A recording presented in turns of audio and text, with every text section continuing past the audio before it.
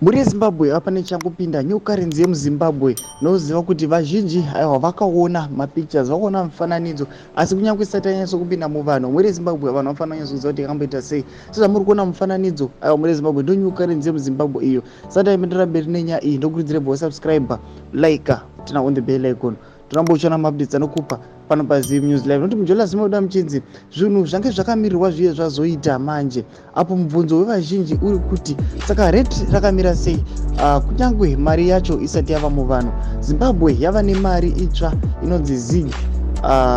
Governor John Mushavanhu vanodaro kumonetary policy statement. Mari iyi iri kuwanikwa iri ye 1 2 5 10 50 uye ne100 macoin nekota ndo zviri kubuda zvakaitwa nawo kana sezvamuri kuona mumapictures yamuri kuona kuti aiwa ndo mari iyo yaintroducwa negovernment yeED munangagwa muri Zimbabwe. Kunyange parumbofamba nadzo kuti rate iri pa $1 is to 13 new Zimbabwean dollar iri kunzi ZIG iyo. Muri Zimbabwe chipotudzei mafunguro enyu tudzei munokudii pamusoro penayo iyi. Musakana subscribe like chinotina on the bell icon. Tamochana maupdates anokupa pano paZim News Live.